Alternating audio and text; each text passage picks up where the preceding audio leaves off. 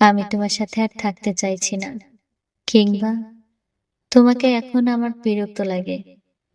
এ ধরনের কথা অনেক ক্ষেত্রে মুখ ফুটে চলে যেতে যাওয়া মানুষগুলো বলে না। এক্ষেত্রে তারা যেটা করে তা হচ্ছে আপনাকে এড়িয়ে যাবে, মূল্যায়ন করবে কম, কিংবা করবে না, সময় না দেওয়ার বিভিন্ন অজুহাত দেখাবে। এক কথায় আপনাকে পরোক্ষভাবে বুঝিয়ে দিবে যে আপনার সাথে আর থাকতে চাইছে না। এই অবস্থায় আপনি যে এই ব্যাপারটা বুঝতে পারছেন না এমনটা নয়, আপনি সবই বুঝতে পারছেন, তবু বুঝেও না বোঝার ভান করে যাচ্ছেন। কারণ আপনি চাইছেন যেভাবেই হোক সম্পর্কটা যেন টিকে থাকে, সম্পর্কটা যেন না ভাঙে। এই অবস্থায় আপনি নিজেকেই নিজে বোঝাতে শুরু করবেন, নিজেকে বুঝ দিবেন, না, আমার মানুষ এমন করতে পারে না। সে নিশ্চয়ই অনেক বেশি ব্যস্ত, নিশ্চয়ই সে অনেক কাজের চাপে আছে, তাই তো আমার সাথে যখন তখন রাগ করছে। না হলে সে কখনোই আমার সাথে খারাপ ব্যবহার করতে পারে না। এভাবে আপনি নিজেকেই উল্টো বোঝানো শুরু করবেন। তারপর শুরু করবেন চেঁচড়ামি। সম্পর্ক বাঁচাতে মানুষ কতটা চেষ্টা হতে পারে সেই মুহূর্তে আপনি নিজেই তার প্রমাণ হবেন। যতবার আপনি তাকে কাছে পেতে চাইবেন, ততবার আপনাকে সে তাচ্ছিল্য করবে।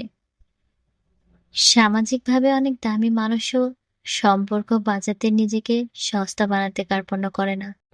যে প্রিয়জন আপনাকে এক আনারও দাম দিচ্ছে না, আপনি তার কাছে নিজেকে সস্তা হিসেবে উপস্থাপনা করছেন। বিনিময়ে নিজে ছোট হচ্ছেন, তার সাথে ছোট করছেন আপনার সম্পর্ককেও। কিন্তু কথা হচ্ছে, এত কিছুর বিনিময়েও কি এ ধরনের একতরফা সম্পর্কগুলোকে টেকানো যায়? যায় না, তাই না?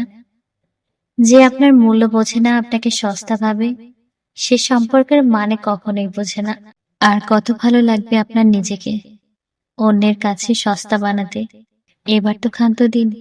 তাই এ ধরনের সম্পর্কগুলোকে আর টানা হেঁচড়া না করাই ভালো।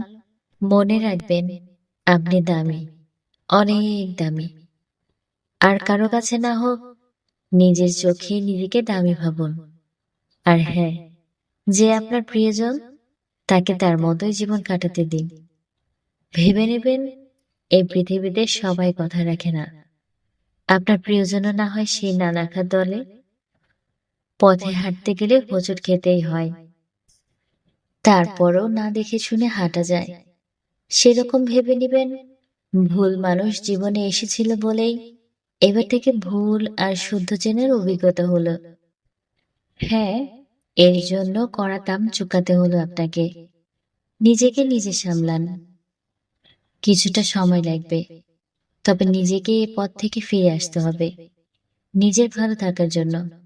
ভেবে নিবেন, আপনিও অপাত্রে ভালোবাসা বিলিয়েছিলেন, যে কিনা আপনার ভালোবাসার যোগ্য ছিল না।